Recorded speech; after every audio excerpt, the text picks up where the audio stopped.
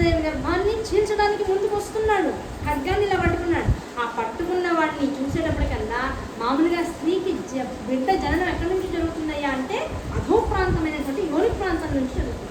ఇక్కడ ఈ లోపల ఉన్నవాడు ఎలాంటి వాడు? మహోదగ్ర స్వరూపం, రుద్రస్వరూపుడైనటువంటి వాడు. ఆ రుద్రస్వరూపుడు ఎప్పుడైతే తల్లి మీదకి ఖడ్గం పట్టుకుని వాడు వస్తున్నాడు అనేటువంటి విషయం తెలిసేటప్పటికల్లా గర్భం నాభిలోంచి దూసుకొచ్చాట. ఎలా వచ్చాడు? స్వయం రుద్రుల్లా వచ్చాడు, జటాజూటాలతో, దాంతోపాటు రకరకాల రుద్రాక్షలతో, మెరిసిపోయేటువంటి శరీర చర్మంతోనూ, కళ్ళు ఎర్రగా చింతనిప్పుల్లా జారిపోతూ ఉంటే, నోట్లోంచి చెవుల్లోంచి సప్త రంధ్రాల్లోంచి కూడా అగ్ని ప్రజ్వలిస్తూ ఉంటే, ఆ ప్రజ్వలిస్తున్నటువంటి ఆ అగ్నినంతా కూడా సమమైనటువంటి స్థాయిలో నియంత్రించుకుంటూ ఆ చేతిలో ఉన్నటువంటి ఖడ్గంతో ఒక్కసారి ప్రహారం చేశాడు.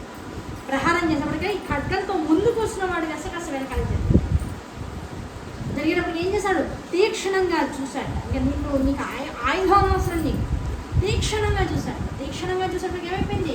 ఆ ఎదురుకుండా ఉన్నవాడి యొక్క శరీరం, కాళ్ళు, చేతులు, ఆ చర్మం అంటే బట్ట బయట ఉన్నటువంటి ఈ చేతులు, కాళ్ళు, మిగతా అంతా బట్టతో కూరుకొని ఉంది. ఆ చేతులు, కళ్ళు కాలి మాడి మసి బూడిదైపోయింది. మనిషి కేవలం మొండెంతో తినబడి ఒక్క చూపుతో, అంటే త్రిమూర్త్యాత్మకుడు, అందులో త్రిమూర్త్యాత్మకుడైనటువంటి రుద్రాంశతో పుట్టినటువంటి వాడు ఎవరు? వాడు దుర్వాసో మహాముని. ఎక్కడి నుంచి వచ్చాడు? అందరిలాగా యోని ప్రాంతం నుంచి రాలా, తల్లి నాభి ప్రాంతంలోకి వచ్చాడు. అయోనిజుడాయి గర్భం నుంచి బయటకు వచ్చాడు. రావడంతోనే 16 సంవత్సరాలు పిల్లవాడిగా వచ్చాట. ఎలా వచ్చాడు? మహా తపస్విలా వచ్చాట, ఉగ్ర రూపంలో వచ్చాట. నా తల్లికి ఖడ్గం చూపిస్తావా? అంత ధైర్యమా నీకు? ఎవరు నువ్వు? నా పేరు హైహయుడండి. ఎవరి హైహయుడు?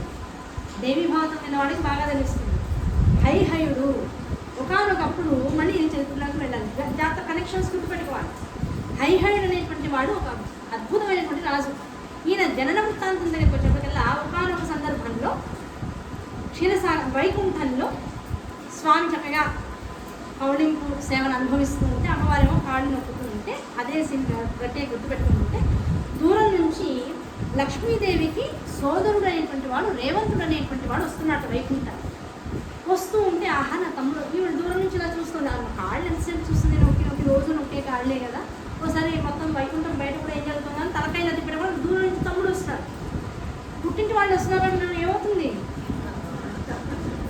భర్త గిస్తా జాంతానే, పహలే జాओ కుచ్ కరో కుచ్ లేలో, అంతే కదా. ఈ మూడే విషయాలు.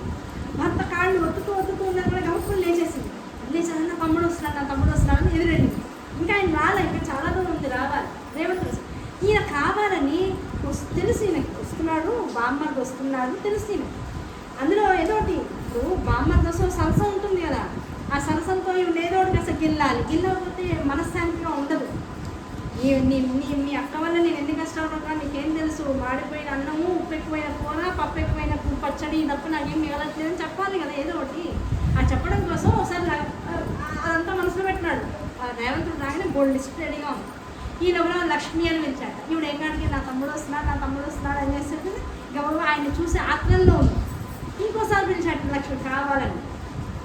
భర్తలు ఇలాగే ఉంటాయి కదా. రెండోసారి మళ్ళీ లక్ష్మి అన్నట్టు, ఆవిడ పలకల. ఇంకా అసలు గుమ్మం బయటకు వెళ్ళి వీళ్ళని కాస్త గట్టిగా లక్ష్మి అన్నట్టు పలకల. 3 సార్లు పిలిస్తే కూడా పలకలేదు కదా. మనసు గుర్రం కన్నా కొంత తొందరగా బయటకెడుతుంది కదా. నువ్వు హయమైపోయి, హయమైపోయి భూలోకంలో తిరుగు ఆడహయమైపోయి, అంటే అశ్వమైపోయి కిందకి వెళ్ళిపోమని చెప్పిస్తావు. అసలు నేను ఏం తప్పు చేశానని ఇప్పుడు వెళ్తే వెనకాల అసలు ఏం తప్పు చేశాను? నా తమ్ముడు వస్తున్నాడు కదా, వాడు వస్తుంటే కాస్త ఎదురు వెళ్దామని కదా నేను వెళ్ళాను. నీకేమైనా అన్యాయం చేశాను? నీ కాళ్ళు వదిలేసానని బాధ. మళ్ళీ వస్తాను కదా, నొక్కుతాను కదా, ఇక్కడే కదా ఉంటాను. ఈ కాసలు ఎందుకంత మూతి పిలుపు మా వాళ్ళంటే. అందరూ అడిగేటంటే కాసేపు నవ్వుతూ ఉండలేరా? వచ్చేవాళ్ళని గుమ్మంలోకి లోపలికి రానివ్వరా? ఆ ముందే ఇవన్నీ మొదలెట్టేసేయాలా? మీరు నన్ను ఏదో అన్న వాళ్ళకి మళ్ళీ నా గురించి గిరిగింతలు పెట్టా, వాడయ్యా అక్క చక్కగా ఉండు, లేకపోతే కూతురా చక్కగా ఉండు, వాడు ఇంకో 4 మాటలు చెప్పా. ఎందుకు ఈ సీన్ అంతా ఎందుకు క్రియేట్ చేస్తాను? అది ఇంకో ఏం చేశాను ఏం చేయలేదు కాదు, నువ్వు నన్ను పట్టించుకోలేదు, నేను నీకు చెప్పింది చేశాను, నువ్వు కిందకి వెళ్ళి నాకు కోపం వచ్చి నువ్వు కిందకి వెళ్ళిపోయింది. ఆవిడ ఏం చేస్తుంది? భర్త ఆజ్ఞ వచ్చిన తర్వాత తెల్లటి అశ్వంగా మారింటే కిందకి వెళ్ళిపోయింది. కిందకి వెళ్ళాక ఏం చేయాలో తెలియదు, కిందకి వెళ్ళాక ఏం చేయాలో అర్థం కాదు. ఒకనొక సందర్భంలో తన భర్త ధ్యానంలో ఉన్నాడు.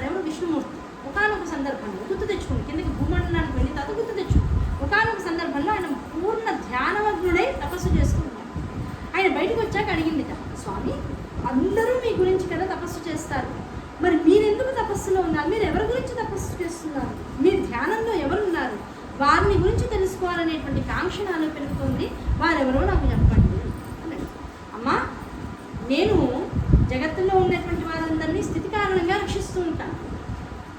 నేను అనేటువంటి వాడిని ఇంత స్థితి కారణ అధ్యక్షుణ్ణి అవ్వాలి అంటే పరమశివుడైనటువంటి మహేశ్వరుడు యొక్క అనుగ్రహం నాకు ఎంతో కావాలి. కనుక నేను నిత్యము వారిని స్మరిస్తూ ధ్యానిస్తూ అంతరంగంలో ఆనందాన్ని అనుభవిస్తూ, అదే నిమిషంలో ఏ ప్రళయాంతకుడో ఆయన ఆ ప్రళయ కార్యాన్ని నిర్విఘ్నంగా చేయడం కోసం నిరంతరం నన్ను తపస్సు చేస్తూ ఉంటాడు. మేమిద్దరం కూడా ఎలాంటి వారం అంటే కళాభ్యాం చూడాలంకృత శశికళాభ్యాం నిజ తపఃఫలాభ్యాం. మేమిద్దరం కూడా ఒకరి తపస్సుకు మరొకళ్ళం ఫలితంగా నిలిచేటువంటి వాళ్ళం. నిరంతరం కూడా శివుడికి విష్ణువుకి ఎట్టి పరిస్థితుల్లో తేడా లేదు. వారి వల్ల నేను, నా వల్ల వారు, ఇద్దరం కూడా ఒకళ్ళ వల్ల ఒకళ్ళం పోషింపబడుతూ ఉంటాము. కనుక నేను వారిని నిరంతరం ధ్యానం చేస్తూ ఉంటాను, తపస్సు చేస్తూ ఉంటానని నా భర్త చెప్పాను. నా భర్త ఆగ్రహానికి గురై కదా నేను ఇక్కడికి వచ్చాను అశ్వని రూపంలో. కనుక ఇక్కడికి వచ్చి కురుక్షేత్రంలో ఒక్కదాన్ని ఎన్నాళ్ళు తిరగాలి? నా భర్త ఆరాధించినటువంటి మూర్తిని నేను కూడా ఆరాధిస్తే సరిపోతుంది అని ఎవరి రోజు ఇంకా తపోనిష్టలో ప్రశాంతంగా శివాయ నమో, మనం ఓం నమ శివాయ అనకూడదు కనుక అది మంత్రాక్షరం కనుక ఎవరు కూడా శివపంచాక్షరిని ఓం నమ శివాయని గురుపదేశం లేకుండా పొరపాటున కూడా అనడానికి అవకాశం లేదు. గుర్తుపెట్టు, అన్నవాళ్ళు ఎవరు సుఖపడల. గాయకులు గాయకీమణుల దగ్గర నుంచి ఎన్ని రికార్డులు నాడు మన కళ్ళకు వినపడ్డాయో, ఎన్ని దేవతాదేవి స్తోత్రాలు మనకి క్యాసెట్లలో వినపడ్డాయో, అందులో ఎన్నిసార్లు ఓం నమ శివాయ గాయత్రి మంత్రాలు వినపడ్డాయో. ఈ మధ్యకాలంలో గత 10 ఏళ్లుగా చూస్తే ఆ పాడిన వాళ్ళు ఎవరూ సవ్యమైన మరణాన్ని పొందలేదు. గుర్తుపెట్టుకోండి. ఇంకా వేరే విషయాలు నాకు అక్కర్లేదు. అది శాస్త్రం చెప్పినటువంటి విషయం. ఓం నమ శివాయ అని పొరపాటును కూడా ఎప్పుడు అనుకోను. నేను అనుకోవాలి, మరి ఎలా? నాకు గురుపదేశం లేదు, శివుని తలుచుకోవడానికి అవకాశం లేదా? శివాయ నమ ఓం ఇలా ప్రతి వాళ్ళకి అవకాశం ఉంది. ప్రణవాక్షరాన్ని ముందు పలికి శివాయ నమః అనడానికి అధికారం ఎవరికి లేదు. అంత శక్తి రావాలంటే నువ్వు నంది అవ్వాలయ్యా, ఒక గురువు కావాలండి. గురుపదేశం లేదే ఆ ప్రణవాక్షరాన్ని ముందు పలకడానికి అవకాశం. కనుక ఆ ప్రణవాక్షరాన్ని ముందు పలకకుండా మరి అంతటి నామాన్ని పలకాలి. నేను నిరంతరం చేసుకోవాలి. శివాయ నమ ఓం, శివాయ నమ ఓం, ఓం నమ శివ. అది దీనికి రివర్స్లో సేమ్ మంత్రం శివాయ నమ.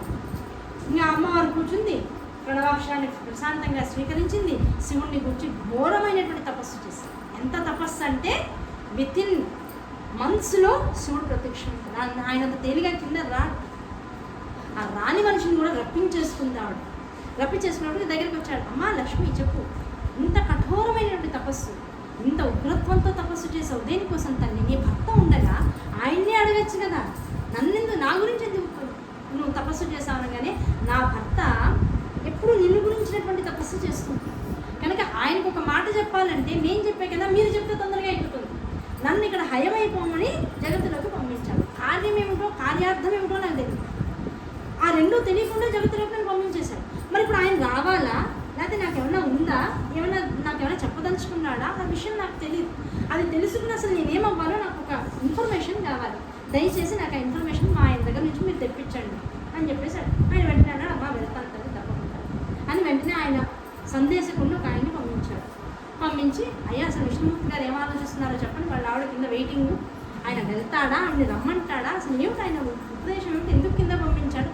వెంటనే నేను అన్నాడు, అయ్యా గుర్తొచ్చింది, చిన్న పని మధ్యలో వచ్చింది, 2 కల్పాలు దాటిపోయినాయి, 2 కదా కల్పాలండి, ఇప్పుడు వెళ్తున్నాను కిందకన్నాడు. ఆవిడ వదిలేసి 2 కల్పాలు అయినాయి. వస్తున్నాను గోవా తట్టముంట సరుకుని ఆయన కూడా ఒక హయముగా కిందకు వచ్చాడు. భార్య హయముగా ఉంటే ఆయన కూడా ఆటోమేటిక్గా హయం అయిపోతాడు. గుర్రముగానే మారిపోయాట. ఆ గుర్రముగా మారిపోయినటువంటి విష్ణుమూర్తి కిందకి వచ్చాట. భార్యను చూడగానే 2 కల్పాలు తాగు మా ఆయన కనబడ్డాడు, ఆవిడ 2 కల్పాలు తాగు కనబడ్డాడు. ఈయన ఇద్దరు కాసేపు టిప్ బర్సా పాని కాసేపు ఏడ్చారు, బాధపడ్డారు. అంతా అయిపోయిన తర్వాత స్వామి అసలు నన్ను ఎందుకు ఇంత శిక్షించాలంటే, ఏమీ లేదు అమ్మా, ఇదంతా కూడా లోక కళ్యాణం కోసమే. నీ గర్భాన ఒక అత్యుత్తమమైనటువంటి వాడు వంశంలో పుట్టాల్సినటువంటి అవసరం ఉంది భవిష్యత్తు. అటువంటి వాడు పుట్టాలి అంటే అక్కడ మన వైకుంఠంలో ఉన్నంతసేపు మనకు అవకాశం లేదు. కనుక జగత్తులోకి ఏదో ఒక రూపంలోకి రావాలి. అది అవ్వాలి అంటే ఏదో ఈ అవసరం కోసం నేను ఇలా పంపించాలనే కన్నా ఏదో చిన్న ఆట గిల్లి కజ్జాలు పెట్టుకుని నేను పంపించాలనుకో, ఈ విరహం కూడా బాగుంటుంది కదా జగత్తుకి. లక్ష్మీ నారాయణునిద్దరే విరహవేదనలో బాధపడ్డారంటే ప్రపంచంలో ఉన్నటువంటి మిగతా భార్యాభర్తలు ఎవరు విరహానికి బాధపడరు. మనల్ని చూసి వాళ్ళు కూడా దాన్ని సంకేతంగా తీసుకుంటారు. ఈ విరహం ఇంకా అసలు ప్రేమను పెంచడానికి అనేటువంటి విషయం వాళ్ళకి అర్థమవుతుంది. కనుక ఇవాళ నుంచి మన ఇద్దరం చక్కగా ఒక కల్పవాసం హాయి ఇక్కడ విహరిద్దాం, ఆనందాన్ని అనుభవిద్దాం. ఏ సుఖాలనైతే నేను నీకు వైకుంఠంలో ఇవ్వలేకపోతున్నాను అవన్నీ నా వల్ల నువ్వు కూడా కొంత హాయిగా ఉండి ఎంజాయ్ చేయాలి. సరే ఇద్దరు హనీమూన్ ఎంజాయ్ చేస్తారు. ఒకనొక సందర్భాన ఆవిడ గర్భవతి అయింది. గర్భవతి అయినటువంటి వెంటనే ఆ నారాయణుడి యొక్క అంశతో ఒక పిల్లవాడు పుట్టాడు. వాడే ఇద్దరు హయమునకు కలిపి పుట్టినటువంటి వాడు కనుక హైహయుడు అనేటువంటి నామంతో వచ్చాడు. ఆ హైహయుడే ఇప్పుడెవరు? అనసూయాదేవిని ఖడ్గంతో ప్రహారం చేసినటువంటి విషయం అర్థమైంది కదా. ఆ హైహయుడు అనేటువంటి వాడు వచ్చేసాడు అక్కడికి. ఆ హైహయుడు ఎప్పుడైతే వచ్చేసాడో ఇప్పుడు ఈ దుర్వాస మహర్షి అడిగాడు, ఎవరు నువ్వు అనగానే, ఇలా నేను లక్ష్మీ నారాయణ యొక్క పుత్రుణ్ణి హైహయుణ్ణి, అమ్మ బుద్ధి మందగించింది తల్లి, నువ్వెవరో తెలియకుండా నీ మీదకి ప్రహారం చేశాను అన్నాడు. అంటే వెంటనే అనసూయాదేవి దుర్వాస మహర్షి దగ్గరికి వెళ్ళింది, ఆయన వీళ్ళెవరో కాదు, నా వాళ్ళని మన వాళ్ళని మన లక్ష్మీనారాయణ యొక్క పుత్రుడు అయ్యాక ఉన్నటువంటి వాడు, కానీనే కాస్త అజ్ఞానం అనేటువంటి ఈ భూలోకంలో ఉన్నటువంటి ప్రతివాడికి కాస్త ఆసరా అవుతూ ఉంటుంది, తప్పేమీ లేదు. నువ్వు వచ్చావు కదా, అంతా సభ్యంగానే జరిగింది, అంత కోపం తగ్గించుకోనగానే ఈయనకి మనది ఎంత కోపం వస్తుందో అంత శాంతము వెంటనే వచ్చేస్తుంది. దుర్వాసుడి యొక్క లక్షణం కోపం వచ్చేంతసేపు పట్టదు మళ్ళీ శాంతంలోకి రావడానికి. వెంటనే సరే అమ్మ నువ్వు చెప్పావు కదా, అయినా అంత కోపగించుకోకుండా ఉండాల్సిందేమో నేను కూడా, కానీ ఏం చేస్తాను, ఇక్కడ ఉన్నటువంటి ఈ కన్ను యొక్క ప్రభావం అలాంటిది అన్నట్ట. వెంటనే ఎడమ కన్నుతో తీక్షణంగా చూసేటప్పటికి ఏమైంది, ఈ ఎడమ కన్ను చంద్రుడితో సమానం. ఆ చంద్ర కళల్లోంచి చల్లటి కిరణాలు ప్రభవించాయి. ఆ చంద్రుడు సకల ఔషధ స్వరూపుడు కనుక ఔషధాలన్నీ కూడా ఆ చూపు ద్వారా ఆ కాలిపోయినటువంటి బూడిదైపోయినటువంటి శరీరానికి తగిలి వెంటనే హైహయుడి యొక్క శరీరం యథావిధిగా పూర్ణస్థితికి పొందిస్తుంది.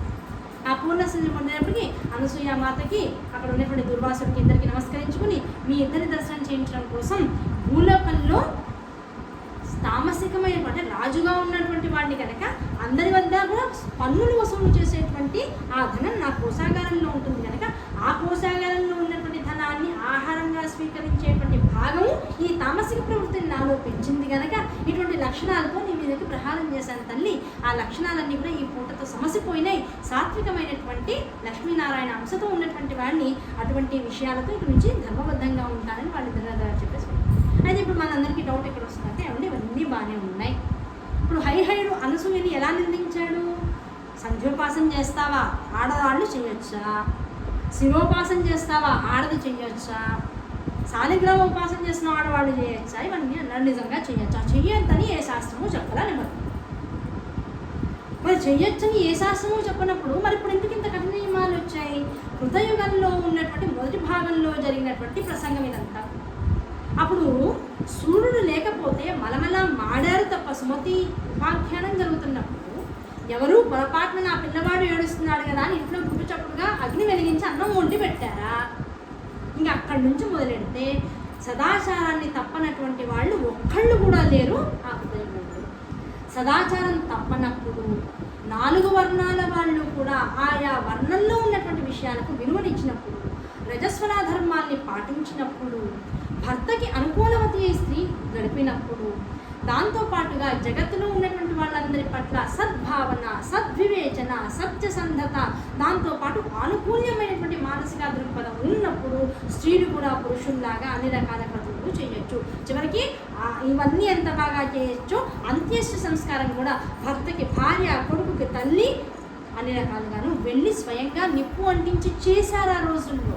అవి కూడా తర్వాత కథలు వస్తాయి. నిజం చెప్పాలంటే ఒక కథ ఆల్రెడీ మనం వెళ్ళాం. హరిశ్చంద్రుడి యొక్క భార్య శైభ్య చంద్రమతి అనేటువంటి ఆవిడ కొడుకు యొక్క శవాన్ని డైరెక్ట్గా కర్రల మీద పెట్టి తనే అగ్నిహోత్రం వెలిగించడానికి రెడీ అయింది. అయ్యో మరి ఆడవాళ్ళు చేయకూడదు కదా, అది కృతయుగం రా బాబు. అక్కడ ఎంత సాత్వికత ఉంది. స్త్రీ ఎక్కడా కూడా అనాచారాన్ని పాటించలేదు. ఇప్పుడు నువ్వు ఇంట్లో ముట్లు వంటలు కలుపుతున్నావు, తినకూడని సమయాల్లో తింటున్నావు, తినకూడనివి తింటున్నావు. వాడు అవతల వాడు నువ్వు బాగా సెంటు కొట్టుకుని చక్కగా నా పెళ్లి రోజుని చక్కగా డ్రెస్ చేసుకుని ఓ పెద్ద 5 స్టార్ హోటల్కి వెళ్తావు. వాడు పొద్దున్న నుంచి చేసిన వాడే ఉంటాడు, అదే బట్టలు, దాంట్లోనే మలమూత్రాలకు వెళ్తాడు, ఆ మధ్యలో చీవుడు వస్తుంటాడు, ఆ చేతులతో తీస్తాడు, ఆ గ్లాసులే నీ ముందుకు పెడతాడు. వాడు ఉన్నటువంటి ఆ చిరాకు మనస్తత్వంతో నీకు అన్ని సర్దేశం దాన్ని గొప్పగా ఇష్టమైనటువంటిది. నువ్వు సదాచారం పాటిస్తున్నావా? అదే రైళ్లలో తిరుగుతున్నావు, అదే విమానాల్లో తిరుగుతున్నావు, ఒకడు వెళ్ళిన మూత్రశాలకి నువ్వు ఇంకో 10 సార్లు వెళ్తున్నావు, కాళ్ళు కడుక్కుంటున్నావా? పెద్ద హోటల్స్కి, పెద్ద పెద్ద ఎయిర్పోర్ట్లకి వెళ్తున్నావు, లఘుశంక దీర్ఘశంక జరిగినప్పుడు తప్పనిసరిగా కాళ్ళు కడుక్కోవాలి, 16 సార్లు నోరు పుక్కిలించాలి, దీర్ఘశంక స్నానం చేసి రావాలి. ఎక్కడా కూడా శరీరానికి కొంత మలము అంటే శరీరఫలితమైనటువంటి చెమట బట్టలకి అంటుకున్న దాంతో ఇంకొక దైవ కార్యం చేయడానికి అవకాశం లేదు. వెంటనే మార్చుకో. అంత సదాచారం నువ్వు పాటిస్తున్నావా? పాటించినప్పుడు నోరుని అదుపులో లేనప్పుడు, మనసుని అదుపులో లేనప్పుడు, ఆలోచనలని అదుపులో లేనప్పుడు, వీటన్నింటితో కూడుకున్నటువంటి శరీరం దొరికిన దాన్ని ఎప్పుడు పడితే అప్పుడు వెదజల్లుతోంది అనుకున్నప్పుడు నీకు అర్హత వీటి నుంచి పోతుంది. ఇది అంతర్వాసం. ఇంత పెద్ద ధర్మ సందేహాన్ని మార్కండేయ పురాణం తెలుస్తుంది. ఏమంటే ఆడవాళ్ళు కూడా ఏ శివలింగానికి ఎందుకు పూజ చేయకూడదు? ఏ ఆడవాళ్ళు కాదా, మనుషులు కాదా? ఏం మాకు మాత్రం అర్హత లేదా? అనసూయ మాత్రంగా ఉంటూ అర్హత వస్తుంది.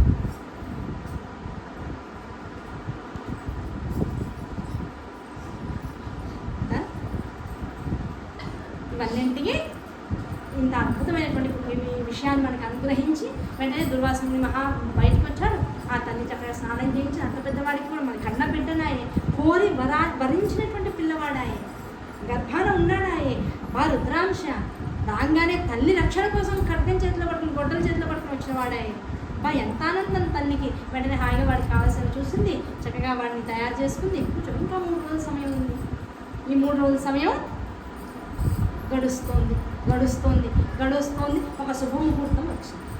ఇక్కడ మనం ఏ హైహయుడిని అయితే చూసామో ఆ హైహయుడి యొక్క వంశంలో హైహయుడి యొక్క కుమారుడిగా కృతవీర్యుడు అనేటువంటి వాడు పుట్టాడు. ఆ కృతవీర్యుడు అనేటువంటి వాడికి కుమారుడే కార్తవీర్యుడు అనబడేటువంటి వాడు.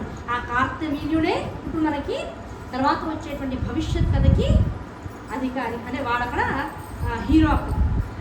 ఈ నారాయణుడు లక్ష్మీదేవి హయావతారంలోకి వచ్చి ఈ హైహయుడిని కన్న దానిలో అంతరార్థం ఏమిటయ్యా అంటే, ఈ కార్తవీర్యార్జునుడు తర్వాత కాలంలో పుట్టి ఈ కార్తవీర్యుడు దత్తుడి యొక్క విశేషమైనటువంటి గొప్పవాడైనటువంటి భక్తుడిగా ఉండి వాళ్ళిద్దరి మధ్యలో జరిగినటువంటి గురు శిష్య సంవాదంలో చివరికి వీడు ఓడిపోయి గురువు చేతిలోనే మరణిస్తాడు. అదంతా చెప్పడం కోసం ఈ హైహయుడి యొక్క ప్రస్తావన ఇక్కడ తీసుకొచ్చి మనకి మార్కండేయ మహర్షి ఇంత అద్భుతమైనటువంటి చరిత్రను చెప్తూ ఉన్నారు. ఇక్కడ చెప్పగా ఎప్పుడైతే మళ్ళీ దుర్వాసు మహాముని బయటకు వచ్చేసారు, తర్వాత మళ్ళీ 3 రోజులకి అత్యద్భుతమైనటువంటి సమయాన మొత్తం ప్రపంచం అంతా కూడా మొత్తం సంవత్సరంలో ఒక అద్భుతమైనటువంటి కాలం ఉంటుంది. ఆ కాలంలో పగలు సమయం తక్కువగా, రాత్రి సమయం అత్యధికంగా సంవత్సరంలో ఒకసారి వస్తుంది. ఆ రాత్రి సమయం ఎక్కువగా, పగలు సమయం తక్కువగా ఉన్నటువంటి సమయంలో చంద్రుడు ఎటువంటి తిథిలో ఉన్నా సరే పూర్ణంగా మెరుస్తూ ఉంటాట. చల్లదనాన్ని మొత్తం జగత్తులో అన్ని భాగాలకి కూడా ప్రసరింపజేస్తూ ఉంటాట ఆ ముహూర్తంలో. అది ఎప్పుడు వస్తుందయ్యా అంటే మార్గశిర మాసంలో వస్తుంది. ఆ మార్గశిర మాసంలో ఉన్నటువంటి ఒక పూర్ణ తిథి రోజున ఆ అనసూయ అమ్మ గర్భం నుంచి 16 ఏళ్ల వయసు వాడిగా పిల్లవాడు బయటికి జన్మించాడు. వీళ్ళందరూ ఎలాంటి వాళ్ళు అంటే అయోనిజుడు. ఒక్క చంద్రుడు ఒక్కడే అమ్మ యొక్క పృష్ఠభాగం అంటే కింద భాగం యోని నుంచి బయటకు వచ్చాడు. మిగతా ఇద్దరు కూడా నాభీస్థానం నుంచి బయటకు వచ్చేసారు. ఆ నాభీస్థానం నుంచి బయటికి రావడం ఏంటి? జటాజూటధారి 3 శిరలు కలిగి ఉన్నటువంటి వాడు. శిరస్సులు 3 శిరస్సులు ఉన్నాయట స్వామి. ఆ 3 శిరస్సులతోనూ పుట్టడంతోనే దండ కమండలాలతోనూ రుద్రాక్ష ధారణలతోనూ ఆ 3 వికసించినటువంటి ముఖాల యందు కూడా అప్రతిహతమైనటువంటి కాంతిని కలిగి ఉన్నటువంటి వాడిగా, అలాగే ఆ కట్టుకున్నటువంటి ఆ పంచ ఎలా ఉందిట, ఆ కాషాయాంబరం ఎలా ఉందిట అంటే మోకాలు పైకి ఉందిట. అంటే ఒక బ్రహ్మచారికి ఉండేటువంటి విధానం. ఆ మోకాలు పైకి ఆ చక్కగా ఆ కట్టుకున్నటువంటి వాడే చక్కగా శరీరం అంతా కూడా వన్నెల అంటే బంగారంలా మెరిసిపోతుంది. ఆ బంగారమైనటువంటి తేజస్సులు పడుతూ ఉంటే ఆ చుట్టుపక్కల ఉన్నటువంటి ఆ క్షేత్రం అంతా కూడా పుట్టం పెట్టినటువంటి బంగారు కణంలా మెరిసిపోతుంది. అటువంటి వాడి యొక్క జననం జరిగింది. ఆ జననం జరగడంతోనే మొత్తం ఆకాశం నుంచి మొత్తం దేవలోకంలో ఉండేటువంటి దేవతలందరూ కూడా, పితృలోకంలో ఉండేటువంటి పితృదేవతలందరూ కూడా పూలవర్షాన్ని కురిపించారట. ఆ పూలవర్షం అంతా కూడా ఈయన మీద పడుతూ ఉంటే ఈయన శరీరానికి తగినటువంటి ప్రతి పువ్వు కూడా బంగారు పువ్వుగా మారి ఏలబడుతుంది. అటువంటి దివ్యమైనటువంటి శరీరంతో ఆయన కిందకు వచ్చారట. ఆయన రాగానే మొత్తం ఆయనలోంచి శక్తితత్వమైనటువంటి లక్ష్మీతత్వం అనఘాదేవి స్వరూపంలో వచ్చి పక్కన నుంచింది.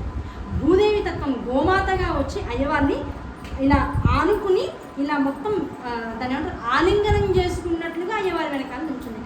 అలాగే ఆయన నోట్లో ఉన్నటువంటి 3 శిరస్సులలో ఉన్నటువంటి కనపడకుండా ఉన్నటువంటి అంతర్గతమైనటువంటి ఆత్మజ్ఞాన స్వరూపం నుంచి 4 వేదములు బయటికి వచ్చాయట. అవి శునక స్వరూపంలో బయటకు వచ్చాయి. ఆ శునక స్వరూపం నుంచి బయటికి వచ్చి ఆ శునకాలే వేదాన్ని సుస్పష్టంగా అయ్యవారి ఎదుర్కొండా కూర్చుని ఆ వేద ఘోషతో అయ్యవారిని ఆహ్వానించాయట జగత్తులో. అలా ఆహ్వానిస్తూ ఉంటే మొత్తం జగత్తులో ఉన్నటువంటి పశుపక్షాదులన్నీ కూడా తమ తమ స్వస్థానాన్ని వదిలి అయ్యవారి ఎదురుకుండా వచ్చి వాటి జాతి సహజమైనటువంటి లక్షణాన్ని ఆధారం చేసుకుని అయ్యవారి ముందు ప్రణమిల్లుతూ కూర్చున్నారు.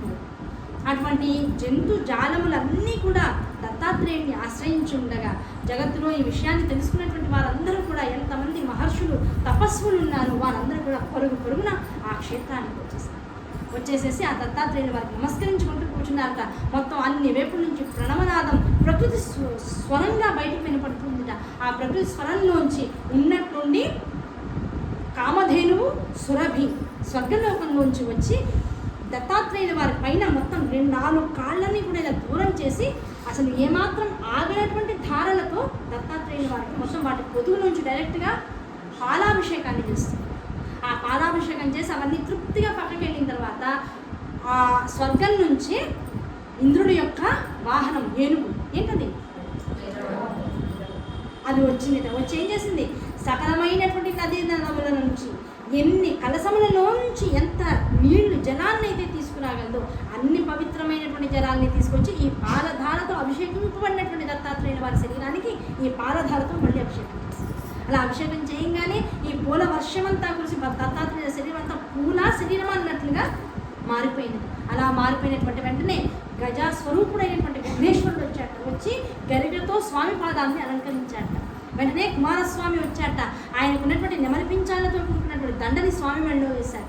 అలా వేసినటువంటి మాలలతోనూ కాళ్ళ దగ్గర ఉన్నటువంటి గరికతోనూ ఆయన అందమైనటువంటి స్వరూపంగా దర్శనం అవుతూ ఉంటే బ్రహ్మ విష్ణు మహేశ్వరుడు ముగ్గురు కూడా అక్కడ ప్రత్యక్షమై రకరకాలైనటువంటి స్థుతులతో దత్తాత్రేయ స్వామిని స్తుతిస్తూ వస్తున్నారట. మొత్తం స్తోత్రగాలంతా చుట్టుపక్కల ఉన్నటువంటి కేంద్రం అంతా కూడా మారిమోగిపోతుందిట. అంతా షోడశోపచార పూజలు అందరూ కూడా చేసిన తర్వాత ఈ తల్లులు ముగ్గురు త్రిమాతలు లక్ష్మి పార్వతి సరస్వతి వీరు ముగ్గురు కూడా చక్కగా అనసూయామాతతో కలిపి అక్కడికి వచ్చి చక్కగా దత్తాత్రేయ స్వామికి విశేషమైనటువంటి కర్పూర హారతిని నీరాజనంగా ఇచ్చారు. అటువంటి నీరాజనంగా స్వీకరించినటువంటి స్వామి ఆ క్షణంలోనే అక్కడ ఉన్నటువంటి తల్లిదండ్రులిద్దరికీ కూడా నమస్కరించి అయ్యా నాకు ఈ జన్మనిచ్చారు, ఈ శరీరాన్ని నాకు ఇచ్చారు, ఇంతటి మహదవకాశం ఎటువంటి అవకాశం బ్రహ్మ విష్ణు రుద్రులుగా ఉన్నటువంటి మాకు జన్మని ఇవ్వగలిగినటువంటి వారు జగత్తులో లేరు. మేము ఈ శరీరంతో నిరంతరము ఈ జగత్తు యొక్క పరిపాలనా భారాన్నంతటిని కూడా పోషిస్తున్నాం. అటువంటి వారిని ఈ అనసూయాదేవి యొక్క అనుగ్రహం చేత గర్భవాసానికి వచ్చి ఆ గర్భవాసంలో ఆ తల్లి చేసేటువంటి ప్రణవోచ్చారణలన్నింటినీ కూడా నిరంతరం వింటూ కైలాసంలో ఒకళ్ళము, బ్రహ్మలోకంలో ఒకళ్ళము, వైకుంఠంలో ఒకళ్ళము కూర్చుని చేసుకునేటువంటి తపస్సు కన్నా మించినటువంటి తపస్సుని ఏకకాలంలో ఒకే స్థానంలో కూర్చుని చేసుకోగలిగేటువంటి అదృష్టాన్ని తల్లి వల్ల మేము పొందినాం. అంటే ఒక చోట ఒక లోకం, ఇంకో చోట ఇంకో లోకం ఉంటే అనసూయాదేవి గర్భంలో 3 లోకాలు ఒకే చోట. కనుక ఇప్పుడు ఈ తల్లి యొక్క గర్భం ఎలాంటిది మొత్తం జగత్తంతా కూడా ఇక్కడే ప్రభావించింది అయ్యా మాకు. అటువంటి తల్లి గర్భంలో 9 నెలలు గడపగలిగేటువంటి శక్తి మాకు నిజంగా అనుగ్రహం లభించింది. ఇది ఎక్కడ ఎక్కడ ఎక్కడ సుకృతం చేసుకున్నాము. మమ్మల్ని మామూలుగా అయితే ప్రపంచంలో అందరూ తిట్టుకునేవాడిని, దిక్మాల జన్మనిచ్చారని బ్రహ్మని తిట్టుకుంటారు, ఇలా ఎందుకు రాశాడో తలరాతలని ఎప్పుడు ఆయన తిట్టుకునేవాడిని. ఎన్ని చేసినా సరే ఈయన మనకి ఎప్పుడు న్యాయం చేయడం నన్ను తిట్టుకునేవాడిని, విష్ణుమూర్తిని ఎంత కఠినాత్ముడు రుద్రుడని ఎప్పుడు ఆయన తిట్టుకునేవాడిని. అలాంటి మా ముగ్గురిని కూడా ఎక్కడ ఏ పుణ్యం చేశాము, ఎవరికి ఎటువంటి ప్రారంధాగామి సంచిత కర్మల ద్వారా మోక్షాన్ని ఇవ్వగలిగాము, ఏ నామస్మరణ ద్వారా వాళ్ళు మా పట్ల ఇంత అనుగ్రహాన్ని కురిపించారో తల్లి యొక్క గర్భంలో 9 నెలలు ఉండగలిగేటువంటి అనుగ్రహం మేము కూడా పొందగలిగాము అని ముగ్గురు వచ్చి ఆ తల్లిదండ్రులకి పాద పూజ చేసి, అంటే స్వయంగా బ్రహ్మ విష్ణు మహేశ్వరులు అయితే చేయడానికి అవకాశం లేదు, వారి స్వరూపాలుగా వారి అంశాలుగా వచ్చినటువంటి చంద్రుడు, ఆయనతో పాటు దుర్వాస మహర్షి, ఆయనతో పాటు ఉన్నటువంటి దత్తాత్రేయ స్వరూపం, వీళ్ళ ముగ్గురు కూడా వచ్చి చక్కగా ఆ తల్లిదండ్రులకి తిరిగి పాద పూజ చేస్తున్నారు. ఆ పాద పూజ చేసుకుని అయ్యా మీరిద్దరూ అనుమతిస్తే ఆశీర్వదిస్తే చంద్రుడు వెళ్ళి అమ్మ నేను నా అంశని ఈయనలో ప్రవేశపెడుతున్నాను, నేను వెళ్ళి తపస్సుకు వెళ్తాను. నా యొక్క అవసరం జగత్తుకంతటికి ఎప్పుడు కూడా అంతరిక్షంలో ఉంటూనే ఉంటుంది, అది ఎప్పుడు జరుగుతూనే ఉంటుంది మీ ఇద్దరి యొక్క అనుగ్రహంతో. కాలానుసారంగా తర్వాత పాలసముద్రం నుంచి మళ్ళీ తిరిగి ప్రభవించేటువంటి అవకాశం నాకు లభిస్తుంది, అప్పటిదాకా నేను తపస్సు చేసుకుంటాను అని చంద్రుడు తన మార్గంలో తాను వెళ్ళిపోయాడు.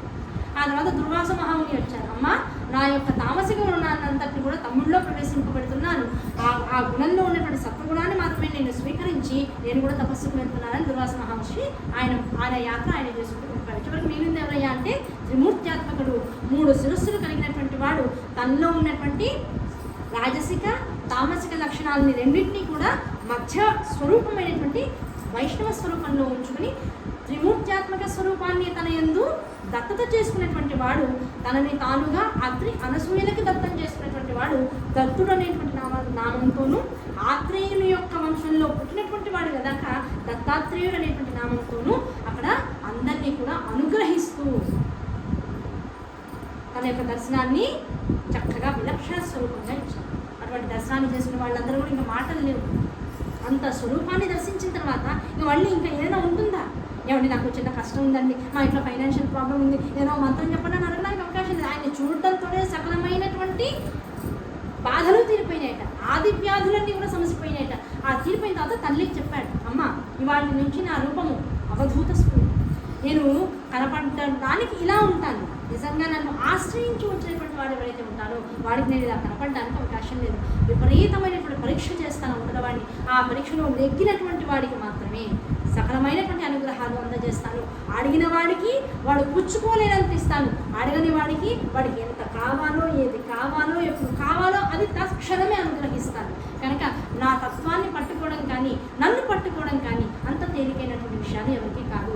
ఈ భూమండలంలో ఎవరు దత్త అన్నా, ఎవరు దత్తాత్రేయ అనేటువంటి నామంతో నన్ను పలికినా, నన్ను పిలిచినా, మీ ఇద్దరి అనుగ్రహంతో మీ ఇద్దరిని తలుచుకున్నారు కనుక, మీ ఇద్దరి వలననే ఆ నామం నాకు వచ్చింది కనుక, మీ ఇద్దరి అనుగ్రహంతో కలిసిన ప్రతి వాళ్ళకి తక్షణమే నేను అనుగ్రహాన్ని ప్రసరింపజేస్తూ ఉంటాను. ఇది మీ పాదాల మీద నా ఆన అని చెప్పేసి తన యొక్క పరివారంతో కిందకి నడవడం. ఒక్కొక్క అడుగు బట్టి ఆ మార్గం అంతా నడుచు కిందకి వస్తూ ఉంటే ఈ అనసూయాదేవికి త్రిమూర్తులు ఇంటికి రావడం, నారదుల వారు ముందే వచ్చి గుడ్డుండి పెట్టడం, అదంతా తీసుకొని కైలాసంలో ఉన్నటువంటి మొత్తం ఆడవాళ్ళందరికీ చెప్పడం, వాళ్ళు త్రిమూర్తుల్ని పంపించడం, వాళ్ళు పిల్లలుగా అయిపోవడం, వాళ్ళ అనుగ్రహంతో మేము పుట్టడం, మా అంశాలతో నీ కడుపులో పుడతామండం, ఇదంతా ఆ చుట్టుపక్కల ఉన్నటువంటి మునిబాలకుల కుటుంబాలందరికీ తెలుసు. అయితే ఆ ముని బాలకులందరూ ఉంటారు కదా, మునుల కుటుంబాలందరికీ తెలుసు, వాళ్ళు ఇళ్ళలో మాట్లాడుకుంటారు, ఇవన్నీ ప్రత్యక్షంగా చూస్తున్నారు. చూసినటువంటి పిల్లలు ఒక 1000 మంది పిల్లలు ఉన్నారు. ఆ 1000 మంది పిల్లలు ఈ పైనుంచి ఎప్పుడైతే దత్తాత్రేయుని వారు దిగి వస్తూ ఉన్నారో ఆ దిగి వస్తున్నటువంటి స్వరూపాన్ని చూసి, ఇదిగో రే అందరం ఓ మాట మీద ఉన్నాం, ఈయన్ని గట్టిగా పట్టుకుంటే ఇంకా మన జ్ఞానానికి డోకా లేదు, ఇంకా మనం మోక్షానికి వెళ్ళిపోవచ్చు, ఇంకా మళ్ళీ ఈ లౌకికమైనటువంటి విషయాల్లోకి ఇంకా లపటాల్లోకి జ్వరపడడం ఇంకా మనకి అవసరం. ఇంక ఈయన ఇలా దిగి రావడం ఏంటి, ఇంక ఈయన కాళ్ళ మీద పడిపోయి ఈయన ఏమన్నా చేయని ముందు చెప్పాడు కదా, ఆల్రెడీ చెప్పాడు. ఏం చెప్పాడు? అమ్మ నేను కనిపించినంత సౌమ్యంగా అందరినీ అనుగ్రహించాను, రకరకాల పరీక్షలు పడతానని చెప్పాడు. నో ప్రాబ్లం, అది ముందే తెలిసింది కనుక ఆయన ఏం చేసినా చూస్తూ వదిలేదు. ఆయన వెనకాల ఇంకా నువ్వే శరణని చెప్పేసి ఆయన వెనకాల వెళ్ళిపోదాం, మరి అందరం ఒకటే మాట మీద ఉండాలి, ఎవరిని వదిలిపెట్టద్దు, ఎవరు వెళ్ళిపోవద్దు తిరిగి అని చెప్పేసి అందరూ మాట్లాడుకుని ఇంకా ఆయన రావడం ఏంటి, వస్తున్నాడు, ఇంకో 2 అడుగుల్లో మన దాకా వస్తాడని అందరూ ప్రణిపాతం పడిపోయారు. స్వామి మీతో పాటు మమ్మల్ని కూడా రానివ్వండి, మీరు అనుగ్రహిస్తే తప్ప మాకు ఇంకొకటి లేదు, మిమ్మల్ని తప్ప అన్యులని శరణ వేడాలనేటువంటి కోరిక ఇంకా మాకు జీవితంలో లేదు, అన్యథా శరణం నాస్తి త్వమేవ శరణం మమ తస్మాత్ కారుణ్య భావేన రక్ష రక్ష దత్త అన్నారు.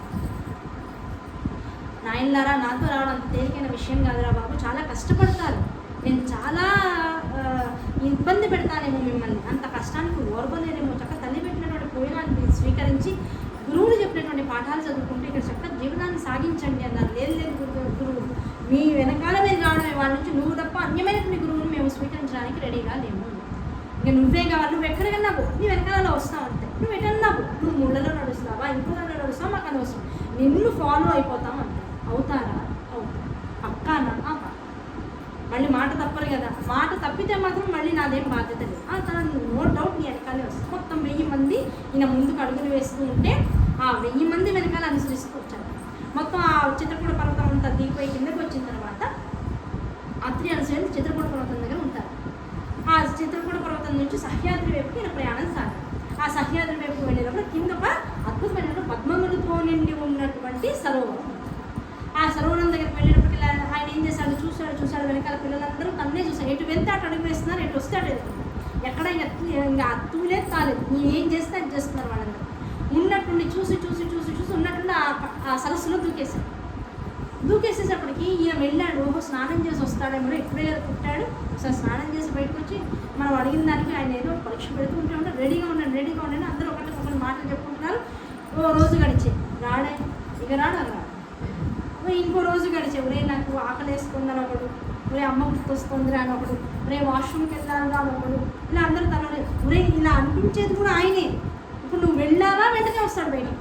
మనం ఉన్నంతసేపు రాడు. ఇప్పుడు ఈ మాటలు మాట్లాడకండి రా, ఏమీ మాట్లాడకండి, ఏమి వచ్చినా సరే మాట్లాడకండి, ఇక్కడే కూర్చుందాం అని చెప్పి అందరూ మఠాలు వేసుకుని చూశాడు. 3 రోజులు 4 రోజులు గడిచాడు. చివరికి ఏం చేశాడు, వీళ్ళు గట్టిగానే పట్టుకున్నారు, వీళ్ళని అనుగ్రహించాల్సిందే అని మళ్ళీ బయటకు వచ్చాడు. ఎలా వచ్చాడు, ఒక కాంతతో వచ్చాడు. ఆ కాంత ఎలా ఉంది, ఒక వేశ్య స్త్రీ ఎలా ఉంటుందో మరువులు గొలిపేటువంటి చూపుతూ ఉంది. అర్ధనగ్న శరీరాన్ని అందరికీ ప్రదర్శిస్తూ సగం వస్త్రాన్ని మాత్రమే శరీరానికి అల్లుకుని చేతిలో పానపాత్రని పట్టుకుని ఆ చూపులు ఎదుటివాడిని కనుక చూసినట్లయితే ఆ చూపులకి ఎదుటివాడి చూపు కనుక తగులుకుందంటే ఇంకా చూపులు తప్ప ఇంకేమి వద్దనేటువంటి మోహనంలోకి వాడిని పడేస్తుంది. అంతటి మరులు గొలిపేటువంటి ఒక యువతిని పక్కన పెట్టుకుని ఆయన పైకి వచ్చాడు. వచ్చి ఆ సరస్సు యొక్క అంచున తాను కూర్చుని ఒళ్ళో ఆడిని కూర్చోబెట్టుకుని ఇంకా ఈ తెచ్చుకున్నటువంటి పానపాత్రలు కుంభాలు ఉంటే దాన్ని తాగుతూ ఆ తాగినవాడు ఎలా మాట్లాడతాడో అలా ఇష్టం వచ్చినట్టుగా దుర్భాషలాడుతూ నోటికి ఈ పదం మంచిదా, ఈ పదం మంచిది కాదా, ఇది మాట్లాడచ్చా, సభ్య సమాజం ఆమోదించేదా అనేటువంటి విషయాలన్నింటినీ పక్కన పెట్టి ఏది వస్తే అది మాట్లాడుతూ పిల్లలు ఎదురకుండా ఉన్నారనేటువంటి విషయాన్ని కూడా మర్చిపోయి వాళ్ళ ముందు చేయకూడనటువంటి సంభాషణని కూడా చేసేటప్పటికల్లా ఇంకా వాళ్ళకి వచ్చి మనం ఏదో ఇన్ని కాషాయంబరధారుడు మనందరినీ ఉద్ధరించడానికి వచ్చాడు అనుకున్నాం. ఈయన స్త్రీలోను, పైగా అంత తాగుతున్నాడు.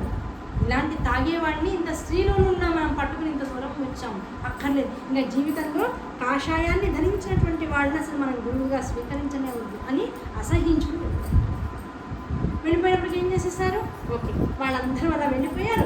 ఈయన ప్రశాంతంగా అదే స్థితిలో వైకుంఠంలో నారాయణుడు లక్ష్మీదేవి ఎలా కూర్చుంటారో ఆ స్థితిలో వచ్చారు. చూసావా లక్ష్మి, చెప్పానా ఇంతకు మించి వాళ్ళు తట్టుకోలేరు, ఇంత శక్తి వాళ్ళకి లేదనేటువంటి విషయం నీకు చెప్పానంటే అవి కూడా నవ్వుతూ అంతే స్వామి ఏమన్నా సామాన్యులా అంటూ ఉంటే, స్వామి నేను పట్టుకున్నాను మిమ్మల్ని వెనకాల నుంచి ఒకడు ఆ తటాకం వెనకాల దాక్కునున్నాడు.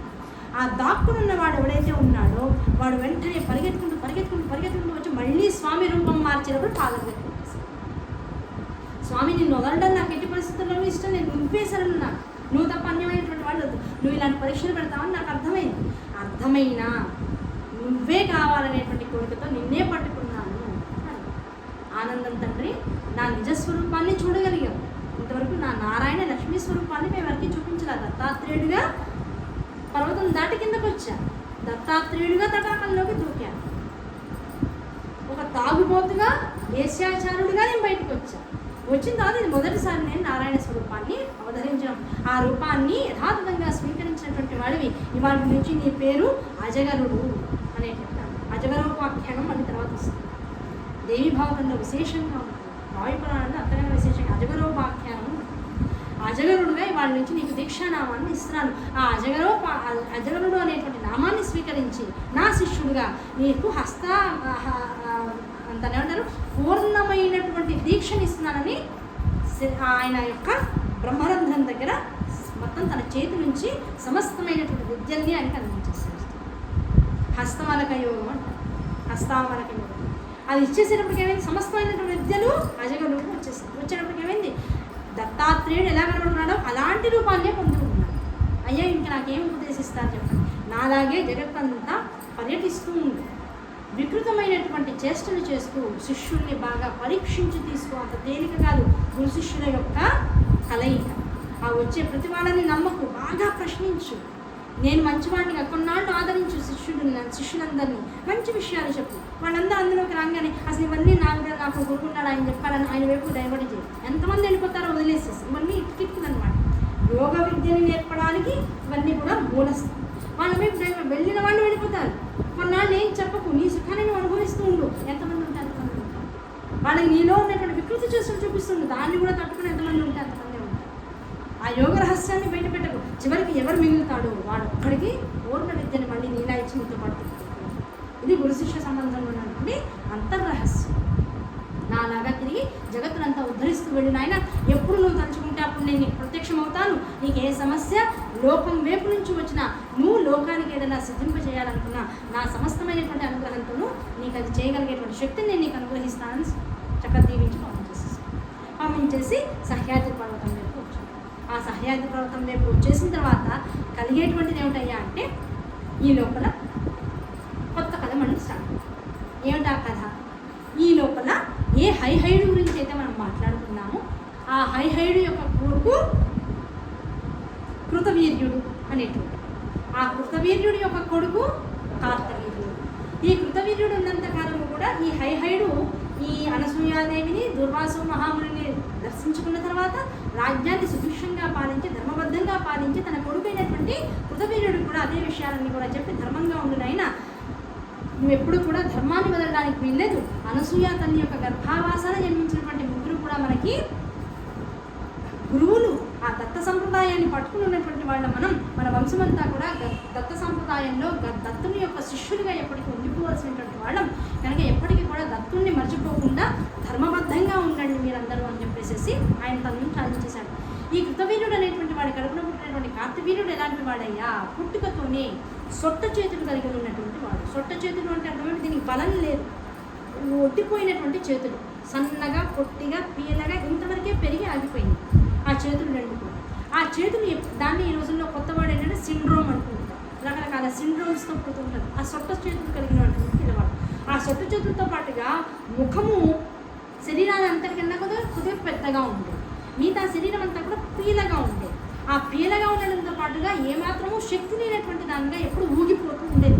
ఏ పని తన చేతులతో చేసుకోలేడు, ఏ బరువుని మోయలేడు, కనీసం అన్నం కలిపిస్తే నోట్లో అన్నం ముద్ద కూడా పెట్టుకోలేనంత అశక్తులుగా పుట్టాడు. గట్టిగా ఏ శక్తి లేదు, ధారణాశక్తి కూడా లేదు, అనారోగ్యం అంత శరీరాన్ని పీడించేస్తూ ఉండేది ఆ కార్తవీర్యుడు అనేటువంటి వాడికి. అంతటి అనారోగ్యంతో బాధపడుతున్నటువంటి కొడుకును చూసి ఎంతో మానసిక వ్యధని అనుభవించి అందులో కూడా ఉన్నంతలో చక్కగా రాజ్యాన్నంతటిని కూడా చక్కగా పరిపాలించి చివరికి ఆ దిగులతోనే ఈ కృతవీర్యుడు అనేటువంటి వాడు శరీరాన్ని చాలించేశాడు. కృతవీర్యుడు తర్వాత ఏమవ్వాలి? కార్తవీర్యుడు రాజవ్వాలి. ఆయన మంత్రి, ఆయన వంశానికి పురోహితుడు, గురువు అయినటువంటి గర్గుడు అనేటువంటి వాడు వచ్చాడు మంత్రులతో, మిగతా సామంత మంత్రులు రాజులతో అందరితో పాటు వచ్చి ఆయన నీ తండ్రి దేహాన్ని చాలించేశాడు. ఆ దేహాన్ని చాలించిన తర్వాత మన తర్వాత యువరాజు అయినటువంటి నీవు రాజ్య పట్టాభిషేకాన్ని చేయించుకోవాలి.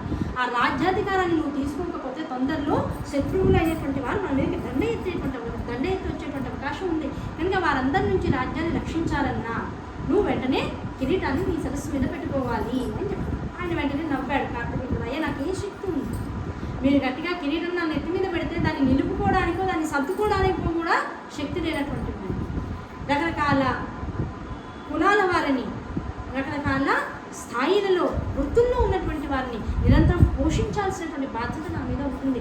దేశాన్ని అనునిత్యము రక్షించాల్సినటువంటి సర్వసైన్యాధ్యక్ష బాధ్యత నా మీద ఉంటుంది. ఎంత నా కింద పనిచేసేటువంటి వాళ్ళు నాకంటూ ఒక బలం కావాలి, ఒక శక్తి కావాలి. ఇవేవి లేనటువంటి వాడిని నేను.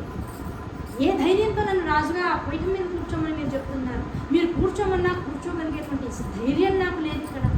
రేపు ఎవరన్నా వచ్చి అయ్యా మాకు ఈ బాధ వచ్చింది, లేదు కనీసం మా పల్లెలో చుట్టుపక్కల అరణ్యాల నుంచి మృగాలు వస్తున్నాయి, వాటిని మీరు వేటాడాలంటే కూడా వేటాడగలిగేటంత సామర్థ్యం నాకు లేదు. మళ్ళీ భటుల మీద, మంత్రుల మీద, రాజ్య వివిధమైనటువంటి కోశాగారంలో ఉన్నటువంటి భటుల మీద నేను ఆధారపడి ఉండాల్సి వస్తుంది. ఆధారమే తప్ప ఎవరికి నేను నా అంతటా నేనేం చేయలేనటువంటి అశక్తుని. నేను ఏం చెప్పి నన్ను అక్కడ కూర్చోబెడతారు, మీరు నన్ను కూర్చోబెట్టారు, ప్రజలు నన్ను యాక్సెప్ట్ చేస్తారా?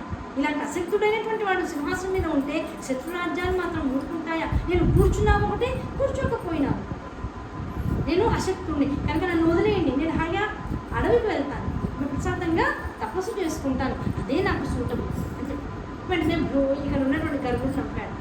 రాజా ఒక విషయం, మిమ్మల్ని పెంచినటువంటి దగ్గరతనంతో ఒక తండ్రిలా మీతో మాట్లాడతాను, కాసేపు నన్ను భరించండి. ఇన్నాళ్ళు ఒక కృతవీర్యుడి యొక్క కుమారుడు ఈ మొత్తం సామ్రాజ్యానికి మీరు యువరాజు అనేటువంటి గౌరవం అందరికీ ఉంది కనుక మీరు ఏమీ చేయలేకపోయినా మీకు అన్ని నోటి దాకా వచ్చాయి, కాళ్ళ దాకా వచ్చాయి. ఇవాళ ఇవన్నీ వద్దనుకుని మీరు అరణ్యానికి వెళ్తాను అంటున్నారు. మరి అరణ్యానికి వెళ్తే కనీసం ఎక్కడ తపస్సు చేసుకోవాలో అక్కడ కనీసం శుభ్రం చేసుకుని కూర్చోగలిగేటువంటి శక్తి అన్నా మీకు ఉందా? ఓ 2 రోజులు 3 రోజులు అభోజనంగా ఉంటారు. ఓ పండు తినాలనిపిస్తుంది, పండు కోసుకోగలిగే శక్తి మీ చేతులకు ఉందా? అప్పుడు వీళ్ళందరూ ఎవరు మీ దాకా రారు. మీకు ఆ పళ్ళు కోసి మీకు ముక్కలు కోసి నోట్లో పెట్టరు. మీరు పడుకోవాలి అంటే మీకు ఒక శుభ్రమైనటువంటి ప్రదేశాన్ని మీకు ఎవరు ఏర్పాటు చేయరు. అన్నీ మీరు చేసుకోవాలి. మీ శరీరానికి ఆ శక్తులేవి లేనప్పుడు ఇక్కడ ఉన్నా ఒకటే, అరణ్యానికి వెళ్తే ఇంకా కష్టపడతారు. ఈ కష్టం ఎలాగో మీకు తప్పదనుకున్నప్పుడు, ఈ కష్టతరమైనటువంటి సామ్రాజ్య భారాన్ని మీరు పోషించలేను, దీన్ని ఏలలేను అనుకున్నప్పుడు నేను మీకు దీనికన్నా ఒక కష్టమైన మార్గాన్ని, ఎలాగో కష్టం మీకు తప్పదని మీరు సెటిల్ అయిపోయారు కనుక ఏదైనా కష్టం ఓకే అనుకున్నప్పుడు ఒక కష్టతరమైనటువంటి బాధ్యతను మీకు చెప్తాను. దాని ద్వారా మీకు ఉన్నటువంటి ఆసక్తితంతా కూడా పోయేటువంటి అవకాశం, నా కష్టం పోయేటువంటి అవకాశం ఇంకో కష్టాన్ని పడితే ఉందా? ఏమిటా కష్టం? దత్తాత్రేయుడు వారని ఒక అవధూత ఉన్నారు స్వామి సహ్యాద్రి పర్వతం మీద. ఆ స్వామి సంరక్షణలో ఆ స్వామిని కనుక నిరంతరం మనం సేవించినట్లయితే ఆయన అనుగ్రహం ద్వారా ఎంతటి పెద్ద సమస్య అయినా సరే మీ చెడులా కాదు ఆయన ఏమైనా చేయగల సర్వసమర్థుడు. ఆయన దగ్గరికి వెళ్ళండి, ఆయన మిమ్మల్ని అనుగ్రహించేదాకా పాదాలు వదలకుండా తదేక నిష్ఠతో పట్టుకుని కూర్చోండి. ఆయన అనుగ్రహంతో మీకు సకలము శుభం జరుగుతుంది. ఇది నా వాగ్దానం. అలా ఎలా చెప్పగలరు మంత్రి? నాలాంటి వాడిని అసలు అక్కడికి వెళ్ళి ఆయన పాదాలు పట్టుకోవాలంటే కూడా నేను ఆసక్తితో కలిగినటువంటి వాడిని. ఆయన గట్టిగా విజృంభించి గట్టిగా చూశాడు. ఆయన సామాన్యులుగా పరీక్షలు పెడతారు, మీరే చెప్తున్నారు. ఆ పరీక్షకు నేను తట్టుకోవాలి కదా, అంత శక్తి నాకు ఉందా? అంత అంత అంత ధైర్యం నాకు ఉందంటారా? నేను ఎంత పిరికివాడినో మీకు తెలియదా? మిమ్మల్ని చూసి మీ దగ్గర ఒక్కరి దగ్గరే నేను ధైర్యంగా మాట్లాడగలను. మా తండ్రి గారి దగ్గర కూడా నేను ఈరోజు నోరు తెలిసి వెళ్ళినటువంటి వాడిని. అలాంటి వాడిని నన్ను తీసుకువెళ్ళి అంత అవధూత దగ్గర పడేస్తారా? నా మీద మీకు కనికరం లేదా? నన్ను వదిలేసేయండి. అయ్యా, మీకు ధైర్యం రావాలంటే ఒక కథ చెప్తాను, జాగ్రత్తగా పర్వాలేదు. ఇంకొక 10 నిమిషాలు ఇంకొక కథ చెప్తాను, జాగ్రత్తగా. ఇది ఎవరు చెప్తున్నారు? గర్గుడు కార్తవీర్యుడికి చెప్తున్నాడు. ఇది చెప్తున్నాడని ఇంకెవరు చెప్తున్నాడు? జడుడు శ్రీయుతుడితో చెప్తున్నాడు. జైమినికి జ్ఞానపక్షులు చెప్తున్నాయి. నైమిసారణ్యంలో సూతుల వారు సౌనకాది మహర్షులందరికీ చెప్తూ వస్తారు.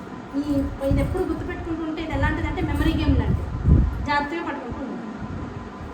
సో ఎప్పుడైతే ఈ కథ మొదలెట్టారో ఒకనొక సందర్భంలో మళ్ళీ బ్యాక్ వెళ్తాం.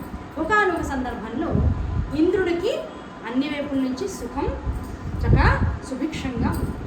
ఆ సుభిక్షంగా మొత్తం ఎంత సుఖం ఉందయ్యా అంటే కేవలం స్వర్గలోకాన్ని కాదు, స్వర్గాన్ని, భూలోకాన్ని, పాతాళాన్ని ఏకఛత్రాధిపత్యంతో ఇంద్రుడు ఏలుతూ ఉన్నటువంటి రోజులు ఆ రోజు. అయితే ఎంత ఏకఛత్రాధిపత్యంగా మొత్తం త్రిలోకాల్ని ఏలుతూ ఉన్నా కూడా రాక్షసుల లోకం పాతాళం, మర్చుల లోకం అంటే పుట్టి చనిపోయేటువంటి మనుషుల యొక్క లోకం భూలోకం, దేవతల యొక్క లోకం స్వర్గలోకం. ఈ 3 లోకాలని ఏకకాలంలో చక్కగా పాలిస్తున్నటువంటి ఇంద్రుడు హాయిగా సుఖాన్ని అనుభవిస్తూ బాగున్నాడు. ఈ పాతాళంలో ఉన్నటువంటి రాక్షసుల్లో ఒకనొక సందర్భంలో తనువు అనేటువంటి రాక్షసుడికి జంబుడు అనేటువంటి వాడు పుట్టాడు. తనువు అనేటువంటి రాక్షసుడికి జంబుడు అనేటువంటి రాక్షసుడు పుట్టాడు. వాడు పుట్టిన తర్వాత నాన్న ఏంటి గోల, మనలా ఎవరు రాక్షసుడు లేడు, మనకెవరు ఒక అధికారి లేడు, పోనీ మన కష్టమో మన బాధో చెప్పుకుందాం అంటే ఇదంతా చీకటిగా ఉంది, అంతా వాసన వస్తుంది, పాతాళం అంతా కూడా. ఓ శుభ్రత లేదు, ఓ బాధ లేదు, ఓ లైట్ లేదు, చక్కగా ఉద్యానంలో తిరుగుదామంటే లేదు, ఓ సుఖాన్ని అనుభవిద్దామంటే లేదు. ఏకాడికి నల్లటి శరీరాలు, కూరలు, దాంతోపాటు చేతిలో గదలు, అలా ఎవరు చంపుకోవడానికి లేదు, ఒక యుద్ధం లేదు, ఒక ఏమీ లేదు. అందరికీ అదేమనంటే ఇంద్రుడే అధిపతి అంటారు, ఆయనకి నమస్కారాలు చేస్తారు, వెనకాల తిట్టుకుంటున్నారు.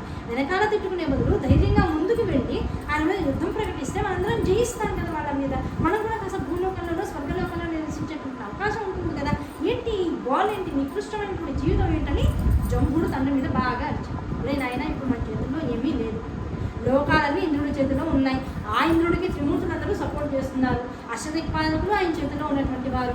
ఏం జరిగినా వీళ్ళందరూ మాయ చేసి మసుగుసు మారేడికాయ చేసి మనందరికీ మళ్ళీ అపజయాన్ని ఇస్తారు తప్ప శుభాన్ని ఏమి ఇవ్వరు. ఇప్పుడు పోరాడి ఇంకొంతమందిని ఉన్న జనానందరినీ పోగొట్టుకోవడం తప్ప నువ్వు నేను సంపాదించేది ఏమి లేదు, నోరు మూసుకొని బతుకు అన్నాడు. నేను చచ్చినా బతకని జంబుడు గట్టిగా వాదన చేశాడు. నేను చచ్చినా మీరు చావండి ఇక్కడ, నేను మాత్రం ఇక్కడ ఉంటాను, నేను బయటికి నేను బయట ఏం చేస్తావురా బయటికి వెళ్ళారు, ఎవరిని పట్టుకుంటే కోరికలు తీర్చుకోవచ్చు చెప్తున్నాను. అందరికన్నా కాస్త బాగా గబుక్కుని వచ్చేవాడు, నన్ను ఎవరు కొలవరు కనుక వీడెవడో కొలుస్తున్నాడు కనుక నేను తొందరగా వెళ్తే వీడికన్నా కొన్ని వరాలు ఇవ్వచ్చు అనేటువంటి ఆశ ఉన్నవాడు బ్రహ్మ ఒకడే కనుక బ్రహ్మను పట్టుకోవచ్చు. సరే అయితే బ్రహ్మను పట్టుకుని ఆ ఉపదేశం తండ్రి దగ్గర తీసుకుని వెంటనే భూలోకానికి ఒక అరణ్యంలోకి వెళ్ళాడు జంబుడు. వెళ్ళి ఏం చేశాడు, తదేక నిష్ఠతో చాలా చుట్టుపక్కల మొత్తం అంతా అగ్నిని పేరు చేసుకుని అగ్ని మధ్యలో తాను నుంచుని తీవ్రమైనటువంటి మానసిక ఉద్వేగంతో బ్రహ్మను గురించినటువంటి తపస్సు చేయడం. బ్రహ్మగారు చూశారు ఒక కల్పం వెళ్ళిపోయింది. తర్వాత అబ్బా నా కోసం అసలు కల్పం దాకా నేను ఎందుకు ఆగాను, అసలు నన్ను కొలిచేవాడే ఎవరు లేడు తిరుగుతాను. ఏ కాడికి రుద్రుడు అంటాడు, లేకపోతే విష్ణుమూర్తి అంటాడు, నాకు నమస్కరించేవాడు కూడా, నా గురించి తపస్సు చేసేవాడు కూడా ఒకడు ఉన్నాడు. ఇదే రజోగుణం కదా ఉన్నాడు కనుక కనీసం అడిగిన వాడికన్నా తప్పకు వరం ఇద్దాం, ఏం పోయింది ఇందులో, పెద్ద నేను ఓడగొడిచేది ఏం లేదు కదా, కనీసం కాసేపు భూలోకానికన్నా వెళ్ళి కాస్త కాళ్ళు చేతులు జాడించుకుందాం అని చెప్పేసి బ్రహ్మగారు కనిపించారు. వచ్చేటప్పటికి ఏమైంది, ఈయన వెనక ప్రత్యక్షం అయ్యారు. అయ్యా నీకేం కోరిక అన్నారు, అయ్యా నాకు మొత్తం 3 లోకాల మీద ఆధిపత్యం కావాలి, నేను ఎవరు ఎదుర్కొన్నా అంటే వాళ్ళలా నేను జయించగలగాలి, ఆ శక్తిని నాకు ఇవ్వండి, అన్ని శక్తులు నీకు ఇస్తాను. ఎందుకంటే నేను చాలా రోజులు అయింది వరాలు ఇచ్చి, చాలా బాగుంది హాయిగా, నా వల్ల కూడా ఒక బాగుపడ్డాడంటే నేను కూడా ఆనందిస్తాను, వరాలు ఇస్తాను. ఒక్కటే విషయం గుర్తుపెట్టుకో, అహంకారం నెత్తికెక్కిందా నీ పని అయిపోయింది. ఇంకా అక్కడికి వస్తే మాత్రం ఈ విష్ణువు రుద్రుడు ఎప్పుడూ రెడీగా ఉంటారు, వీళ్ళ చేతుల్లోంచి నేను నిన్ను రక్షించలేను. అహంకారం నెత్తికెక్కకుండా నువ్వు ఏం చేసినా సరే నువ్వే విజయం సాధిస్తావు, వెళ్ళిపోకు అన్నాడు. అమ్మయ్య బ్రహ్మగారు నాకు గోల్డ్ వరాలు ఇచ్చేసాడని ఇంకేం చేశాడు జంబుడు, శుభ్రంగా నడుచు నువ్వు పాతాళంలో ఒక సైన్యాన్ని ఏర్పాటు చేసుకున్నాడు, మొట్టమొదట స్వర్గానికి వెళ్ళిపోయాడు. అందరినీ ఢామ్ ఢీమ్ చూస్తున్నాడు, మొత్తం అందరూ భయపడిపోయాడు. ఈయన పరాక్రమానికి ఇంద్రుడు కూడా పరిగెత్తిపోయి ఎప్పుడూ లేనిది ఎక్కడో మారుమూల ఉన్నటువంటి చిన్న పర్వతాల్లో దాక్కున్నాడు. అరణ్యానికి ఒకడు, చెట్టుకొకడు, పుట్టకొకడు దాక్కుని పోతే అలా కొంతకాలం గడిచింది. ఎంతకాలం గడిచిందయ్యా అంటే 2 కల్పాలు గడిచింది. అన్నిటికీ కల్పాలతోనే ఇక్కడ కాల విభజన అంతా గడిచింది. కొన్ని కల్పాల తర్వాత అప్పుడు బృహస్పతి వారు ఈ ఇంద్రుడు వాళ్ళందరూ కూడా ఎక్కడైతే తలదాచుకున్నారో అక్కడికి వచ్చారు. వచ్చి నాయనా రండి, ఇంకా ఏదో ఒకటి చేద్దాం, ఇన్నాళ్ల పాట స్వర్గానికి దూరం అయిపోతే ఇప్పుడు ఏమవుతుంది, లోకము సుభిక్షంగా ఉండడానికి అవకాశం లేదు. ఈ జంబుడు అనేటువంటి వాడు వచ్చి మొత్తం ఈ భూలోకంలో కానీ మిగతా లోకాల్లో కానీ ఎక్కడ యజ్ఞాలు యాగాలు లేకుండా అంతా కట్టడి చేసేసాడు. దానివల్ల ప్రకృతి అంతా కూడా వైపరీత్యంగా నడుస్తుంది. కాలము తన యొక్క స్వధర్మాన్ని కోల్పోయింది. దానివల్ల జగత్తంతా కూడా అతలాకుతలం అయిపోతుంది. ఇప్పటికన్నా సరే యుద్ధాన్ని ప్రకటించాలంటే అయ్య బాబాయ్ ఆ జంబుడితో యుద్ధం మా వల్ల కాదండి, వాడు గట్టిగా అరిచాడంటేనే చెవుల్లోంచి రక్తం వస్తుంది, వాడి దెబ్బలు నాకు 2 తగినా ఇంకా నా వల్ల కాదు, బ్రహ్మగారి వరాలు ఉన్నాయి వాడికి, నేను మాత్రం ఇంకా చచ్చినా జంబుడు ముందుకు రాను. అలా కాదు నేను వచ్చింది అందుకే జంబుడితో డైరెక్ట్గా యుద్ధం. దత్తాత్రేయుల వారిని సహ్యాద్రి పర్వతం మీద మన అందరినీ అనుగ్రహించడానికి ఒక మూర్తి ఉన్నది, అవధూత స్వరూపం ఉన్నది, స్వయం త్రిమూర్త్యాత్మక స్వరూపం. ఆ స్వరూపం దగ్గరికి వెళ్ళి ఆయన ఎలా ఉన్నా సరే ఏం చేసినా సరే విడవకుండా కాళ్ళు పట్టుకుని ఆయన శరణు వేడుదాం. మనందరం అయ్యా అందరూ వస్తే భయపడిపోతారు, అది సామాన్యమైన విషయం కాదు. అవధూత యొక్క శరణు వేయడం అంటే ఆయన పెట్టేటువంటి పరీక్షలో నెగ్గరం అంటే అంత తేలికైనటువంటి విషయం కాదు. ముందు మన ఇద్దరం వెళ్దాం గురువు గారు అన్నాడు. సరే అయితే ఇంద్ర నువ్వు నేను పద అక్కడ వెళ్దాం అని ధైర్యం తెచ్చుకుని సహ్యాద్రి పర్వతానికి వెళ్ళాడు. అక్కడికి వెళ్ళేటప్పటికల్లా ఈయన ఎలా ఉన్నట్ట, చుట్టుపక్కల కాష్టాలు కాలుతున్నాయి, అంటే శవాలు కాలుతున్నాయి. భయంకరమైనటువంటి శ్మశానంలో సహ్యాద్రి పర్వతం అంతా అద్భుతమైనటువంటి కొండ, అది మామూలు కొండ కాదు, బంగారు కొండ అని చెప్తుంటారు. ఆ బంగారు కొండలో కూడా శిష్యుని పరీక్షించడం కోసం దత్తాత్రేయుల వారు ఇటువంటి ఏర్పాటు చేస్తుంటారు. భయంకరమైనటువంటి శ్మశానం అదంతా కూడా, ఎక్కడ పడితే అక్కడ ఒకే కాలంలో 40-50 కాష్టాలు కాలుతున్నాయిట. కాలిపోయినటువంటి కాష్టాల్లో మిగిలిపోయినటువంటి ఎముకల చుట్టుపక్కల చెల్లాచెల్లై పడి ఉన్నాయిట. నక్కలు ఊడలు పెడుతూ వెలుగుబంటూ మిగిలిపోయినటువంటి శరీర భాగాన్ని చీల్చి తింటూ, దాంతో పాటుగా భూతప్రేతాలుగా పాపకర్మలు తొలగినటువంటి వాళ్ళు అక్కడ మర్మమైనటువంటి శరీరాన్ని ఆధారంగా చేసుకుని తిరుగుతూ వచ్చేటువంటి వాళ్ళని భయపెడుతూ ఆ భూతప్రేత పిశాచాలతో కూడుకున్నటువంటి ఆ శ్మశానం మధ్యలో ఆ కళ్ళు మూసల్ని దగ్గర పెట్టుకుని 4 కుక్కలు మనిషి కనపడితే చాలు వాడి యొక్క శరీర భాగాన్ని పీకు తినేటట్లుగా కొరకొరగా చూస్తూ భయంకరమైనటువంటి ఆకృతితోనూ కళ్ళతోనూ లోపల నుంచి ఆ రసమంతా కూడా లాలాజలంతో మునుగతో కూడుకున్నటువంటి రసమంతా కూడా కిందకి జారుతూ ఉంటే ఆ జారుతున్న వాటితో ఊండ్రలు పెడుతూ మొత్తం భయంకర ఉగ్రరూపంతో తిరుగుతూ ఉంటాయిట. ఆ సగం వస్త్రం ధరించినటువంటి ఒక వేశ్యామణి అంతటి దుర్గంధ భరితమైనటువంటి ఆ శ్మశానంలో కూడా ఒళ్ళో తాను కూడా నగ్న శరీరుడై ఒళ్ళో కూర్చోపెట్టుకుని తాను ఆవిడ నోట్లో కూడా ఇదే ఎంగిలి పాత్రను పెడుతూ తాగిస్తున్నారు. గురుదేవా, ఈయన దగ్గరికి మనం వచ్చాం, ఈయన మనకి ఇప్పుడు అనుగ్రహాన్ని ఇచ్చేది. వెంటనే బృహస్పతి గారు, ఇంద్ర ఇదే జాగ్రత్త నాయన, ప్లీజ్ క్షమించు, ఇంతకు మించి ఇంకా నేను నిన్ను బాగు చేయలేను. ఈయన అనుగ్రహం దొరికితే మనం ఏమైనా చేయొచ్చు, అంతే తప్ప ఈయనకు కూడా నువ్వు దూరం అయ్యావంటే మాత్రం ఇంకా నేను ఇప్పట్లో నేను స్వర్గానికి తీసుకెళ్ళలేను. నువ్వు మాత్రం ఈయన గురువు అన్న భావంతో ఉండవయ్యా అన్నాడు. అయ్యా గురువు గారు అనుకుని దగ్గరికి పెట్టాడు. అయ్యా దత్తాత్రేయ, మీ అనుగ్రహం కావాలన్నాడు. వెంటనే చేతిలో ఉన్నటువంటి ఆ కన్ను మూతతో ఇంద్రుడి యొక్క తలని పగలగొట్టినప్పటికీ ఎప్పుడు లేదు ఇంద్రుడు కూడా చర్మం చుట్టూ పోయి రక్తం రావడం మొదలెట్టించా. గురుదేవ అన్నట్టు, ఇంక నన్ను కాదు గురుదేవ అని ఈయన ఇంకా నేను లేని కదా బృహస్పతి వారు మాయమైపోయాడు. ఇంకా నేను ఉంటే ఇంకా మీరు ఇక్కడ ట్యాంపరింగ్ తప్ప మీరు బాగుపడేటువంటి అవకాశం లేదని వెంటనే చేతిలో ఉన్నటువంటి కర్రతో ఆ రక్తం వచ్చేసి చిట్లిపోయినటువంటి రక్తంతో కూడుకున్నటువంటి నుదురుని తుడుచుకుంటూ పాపం దూరంగా భయంగా అడుగులు వేసినటువంటి ఆ యముడు గారిని తన చేతిలో ఉన్నటువంటి కర్రతో ఒక్కసారిగా మెడలాగి కాళ్ళ మీద పడేసుకున్నట్టు, ఏం కావాలని, అయ్యా మా స్వర్గలోకం అంతా కూడా రాక్షసులతో నిండిపోయింది స్వామి. అంటే ఏ రాక్షసులు అన్నారు? ఎంతమంది రాక్షసులు ఉంటారు? మనకి ఎప్పుడు రాక్షసులు అంటే ఒకటే పదం కదా. ఇక రాక్షసులు కూడా 3 రకాల విషయాలు చెప్పారు. ధనువు అనేటువంటి వాడికి పుట్టినవాడు దానవులుట, రక్కసి అనేటువంటి స్త్రీకి పుట్టినటువంటి వాళ్ళు రాక్షసులుట, అవునా కదా. ఇంకొకటి ఉన్నారు మనందరికీ తెలిసిన వాళ్ళు, కశ్యప ప్రజాపతి యొక్క భార్య ఎవరు? దితికి పుట్టిన వాళ్ళు దైత్యులుట. ఇలా దాదాపుగా 101 కులాలకు చెందినటువంటి రాక్షసులు ఉన్నారు. వీళ్ళు ప్రధానమైనటువంటి ఇంతమంది రాక్షసులు మా మీద పడిపోయారండి, మమ్మల్ని స్వర్గ బహిష్కరణ చేసేసారు. మీ అనుగ్రహం ఉంటే మళ్ళీ మా స్వర్గం మాకు వస్తుందనేటువంటి విషయం మా గురుదేవుల ద్వారా తెలుసుకుని మీ దాకా వచ్చాను, మమ్మల్ని రక్షించాను. నా శరణు పెడతావేమిట్రా, నేను ఎందుకు పనికిరాని వాడిని, అయినా సరే మిమ్మల్ని నేను శరణు పెడతాను. అది ఆ పక్కన నన్ను శరణు పెడతామని నేను చెప్పిన పనులన్నీ చేయాలన్నారు. సరే, ఆ పక్కన కాష్టం కాలుతుంది కదా, అందులో నుంచి కాలుతున్నటువంటి శరీరం చక్కగా క్రిస్పీగా ఉంది, తీసుకురావు 4-5 ముక్కలు ప్లేట్లో పెట్టుకుని తీసుకురాను, తీసుకుంటాను. తటపటాయిస్తూ అసలే స్వర్గంలో ఈ కాష్టాలు శరీరాలు కాలడాలు తెలియదు, అయినా సరే ధైర్యంగా వెళ్ళాడు. ఆ కాలుతున్నటువంటి శరీరం నుంచి 4-5 ముక్కలు తీశాడు, ప్లేట్లో పెట్టాడు. ఇవేం చాలితే మళ్ళీ తీసుకురాని అది మొహం మీద పడేశాడు. మళ్ళీ వెళ్ళాడు, 4-5 భాగాలు తీసుకొచ్చాడు, ప్లేట్ నిండా ఇంత ముక్కలు తీసుకొచ్చాడు. ఆ ముక్కలు మళ్ళీ పెట్టుకో, చెట్టు ఎక్కువ పైన కళ్ళు బాగా నిండి ఉంది, ఆ కళ్ళు పాత్ర తీసుకురాన్నాడు. మళ్ళీ కష్టపడి పాపం చెట్టు ఎక్కాడు, కళ్ళు పాత్ర తెచ్చిపెట్టాడు, ఆయన ముందు పెట్టాడు. అప్పుడు ఈ వేడిగా కాలుతున్నటువంటి ముక్కలు నోట్లో వేసుకుంటూ, ఒరే ఉప్పు తక్కువైందని కానీ చెయ్యి ఇలా ఇవ్వన్నట్ట, చెయ్యి ఇచ్చాడు. దాన్ని వెంటనే ఒక కర్రతో కొట్టగా రక్తం కానీ ఆ రక్తం తిరిగిపడగానే కాస్త ఉప్పు పెరిగింది, బాగుందని చెప్పేసి తిన్నాడు. అయ్య బాబు, ఇలాంటి ప్రవృత్తి కలిగినటువంటి వాడు విస్మయ చిత్తుడైపోతున్నట్టు ఇంద్రుడు. ఇలాంటి వాడ ఈయన నిజంగా గురిపోయిన ఎక్కడో మళ్ళీ సందేహం. ఆ సందేహం ఉన్నంతసేపు రకరకాల మాయలతో భ్రమింపచేశాడు. చివరికి 1 సంవత్సర కాలం పాటు ఇంద్రుడిని పరీక్షించాట. ఎన్ని చేసినా గురువు కూడా చెప్పాడు, నువ్వు మాత్రం పాదాలకు భయం వేయచ్చు, భయపడు, డౌట్ రావచ్చు, సందేహించు, అయినా పాదాలు మాత్రం వదలకని చెప్పాడు. సంవత్సర కాలం పాటు ఎన్ని బాధలు అంటే ఇది మొదటి రోజు బాధ. ఇలాంటి బాధలు రోజుకి 3,30 రకాల బాధలు ఉంటాయి.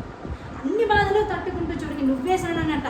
చివరి విషయం నువ్వు ఇలా రా రోజు అన్నట్ట వచ్చాడు. 3 పుర్రలు పెట్టాడు. ఆ పుర్రల మీద నీ చేతులు పెట్టానట. చేతులు పెట్టగానే వెంటనే దానికి అగ్ని కలిగించి ఆ చేతుల్ని కర్రలు చేశాడు. ఆ చేతుల మీద వంట ఉండడం మొదలుపెట్టాడు. ఆ వంట అయ్యేదాకా ఇంద్రుడి యొక్క చేతులు కాలుతూనే ఉన్నాయట. కాలుతూనే ఉన్నా సరే చేతులు వెనకాల లేకుండా దత్త దత్త దత్త అనుకుంటూనే ఉన్నాడు. ఈయన కూడా కాస్త ఎక్స్పీరియన్స్ వచ్చింది. దత్తుడు ఎంత పరీక్షిస్తే అంత దానికి ఎదురొడ్డాలే తప్ప వెనకాలకు అడుగు వేస్తే దత్తుడు దొరికేవాడు కాదు. ఇంతకు మించి సమయం తీసుకుంటే ఇంకా మా వాళ్ళందరూ పాపం అనాథలై తిరుగుతున్నారు. ఇదే ఇంకా నాకు డెడ్ సీన్, ఇంకెక్కడితో నేను చావో ఇదో రేవో తెలుసుకుందామని చెప్పి ఈ చేతులు చేయాలి. ఆ చేతుల దగ్గర నుంచి శరీరం అంతా కూడా కాలుతుంది. శరీరం అంతా కాలుతున్నా సరే దత్తనామాన్ని వదులుతుంది. అక్కడికి ప్రసన్న వదనంతో కళ్ళు మూసుకుని శరీరం భగభగలాడిపోతుంటే కూడా దత్తనామాన్ని వదలకుండా ఉన్న వాళ్ళని ఉన్నట్లుండి ప్రశాంతమైనటువంటి మాట వినుకున్నాయన ఇంద్ర కళ్ళు తెరిచినప్పటికి ఏమైంది? అంతటి మరుభూమి అద్భుతమైనటువంటి క్షేత్రంగా, వనంగా, ఒక అద్భుతమైనటువంటి అమృత పీఠంగా కనబడుతుంది. అక్కడ స్వస్వరూపుడైనటువంటి దత్తాత్రేయుడు అనఘాదేవి సమేతుడై కూర్చుని ఉన్నాడు. ఏం కావాలి నాయన, దేనికోసం వచ్చావు? స్వామి, నా స్వర్గం, నా వాళ్ళు అందరం అనాథలం అయిపోయినాం. ఆ జంబుడు అనేటువంటి వాడు నానా రకాల కష్టాలు పెడుతున్నాడు. అయితే నీకు పరీక్ష. అయ్యా, ఇంతకాలం పరీక్ష లేదు స్వామి, మళ్ళీ పరీక్ష పెడితే మీరు తట్టుకోలేడు స్వామి, రక్షించండి. ఏమీ లేదు, స్వర్గానికి వెళ్ళి జంబుడికి చెప్పు, నా దగ్గరికి తీసుకు. వామ్మో, ఆ జంబుడు దగ్గరికి వెళ్తే మళ్ళీ మీరెందుకు స్వామి, ఈసారి నన్ను చూశాడంటే ఇంకా వాడు నన్ను చంపేస్తాడు, ఇంకా మళ్ళీ నేను నీ దగ్గరకు వచ్చేటువంటి అవకాశం లేదా. అలా నీకు వచ్చే విద్యోడు చెప్తా, నీకు వచ్చిందేంటి, భయం వేస్తే పారిపోవడం కదా. కనుక వెళ్ళు స్వర్గానికి వెళ్ళు. జంబుడు చూసేటట్లుగా ఇంకా నేను ఓడిస్తాను రెచ్చగొట్టి వాడు రెచ్చిపోగానే ఇంకా ఊరుకు నా దగ్గరికి వచ్చేసి పరిగెత్తుకుంటూ వచ్చేసి వచ్చేసి ఇంకా నేను కనపడేదాకా నా దాకా వచ్చేసి వాడు నా దాకా వస్తాడు కదా రాను అని. స్వామి మీదే భారం, కాలు పట్టుబడిన రాయి తగిలిన కింద పడి వాడికి లొంగిపోతాను, మీరే నన్ను రక్షించాలి, మీ మీద నమ్మకంతో వెళ్ళిపోతున్నాను.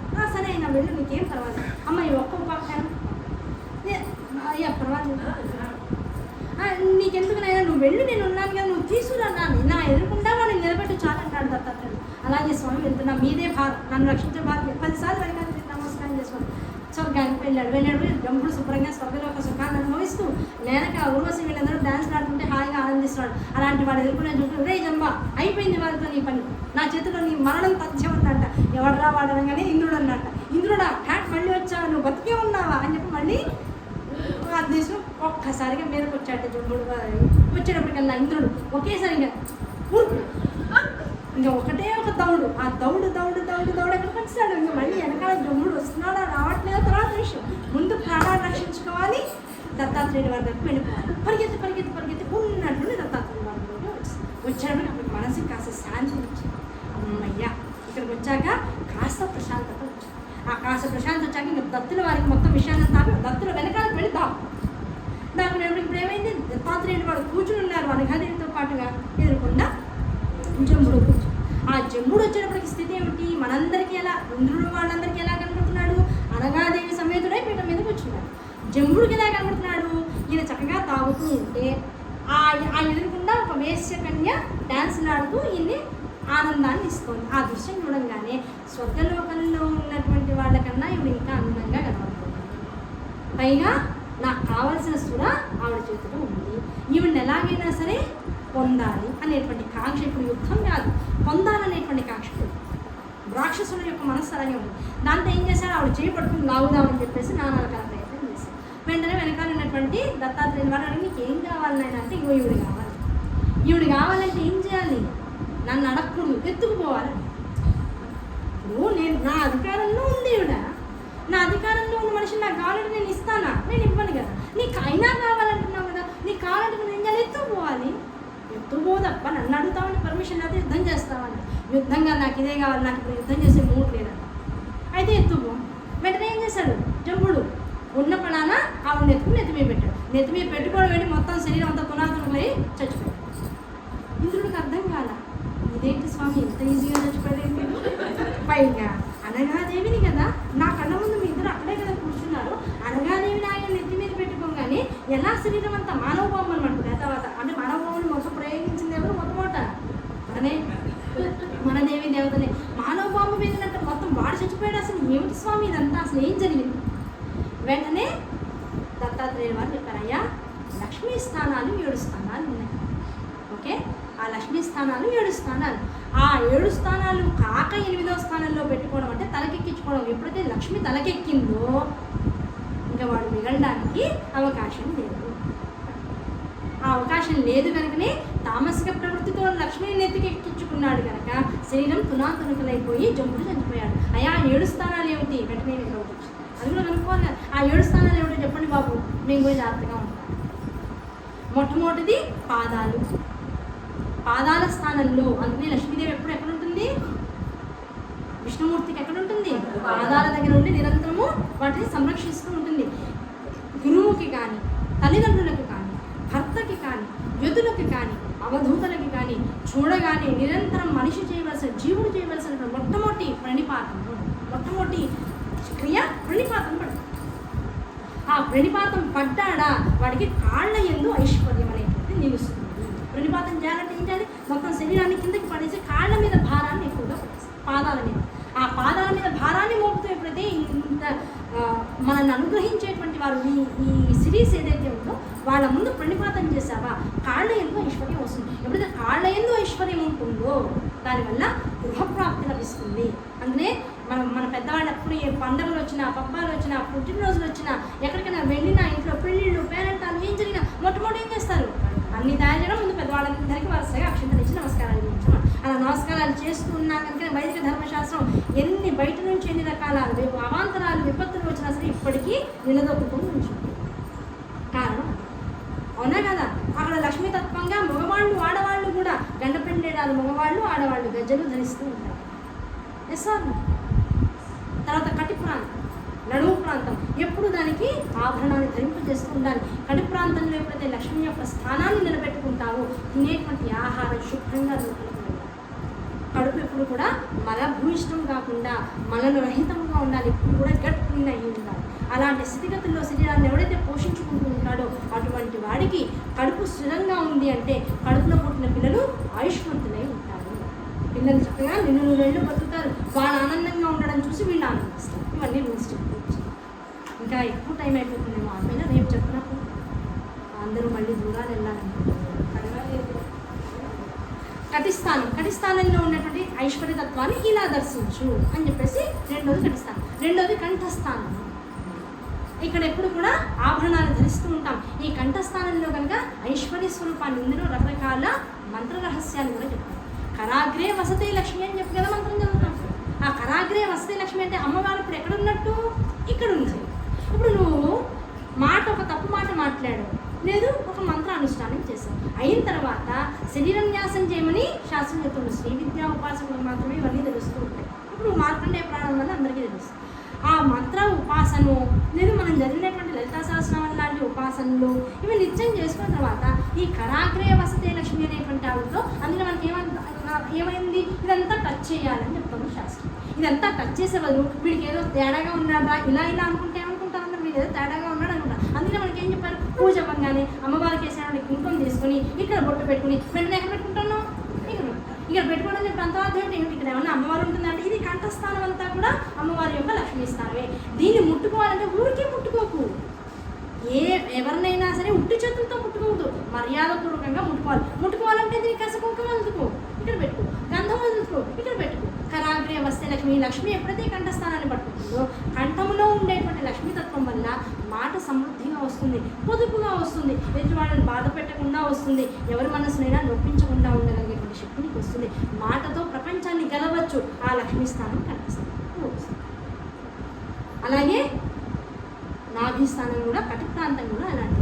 అందుకనే శరీరం న్యాసం చేసి శ్రీ విద్యా ఉపాసకులందరూ ఏం చేస్తారు, ప్రతి భాగాన్ని కూడా ఈ వేళతో స్పృశించి మళ్ళీ దాన్ని కడిగేసుకుంటూ ఆ స్థానంతో మొత్తం శరీరాన్ని అంతా కూడా లక్ష్మీ స్వరూపంగా మార్చుకుంటూ ఉంటాడు. శివధ్యానం చేసేవాడు శివస్వరూపంగా మార్చుకుంటాడు, విష్ణు ధ్యానం చేసేవాడు విష్ణు స్వరూపంగా మార్చుకుంటూ ఉంటాడు. ఈ వేళతో మొత్తం శరీరాన్ని టచ్ చేయడంలో ఉన్నటువంటి అసలైనటువంటి రహస్యాలు ఏమిటయ్యా అంటే ఇవే రహస్యాలు.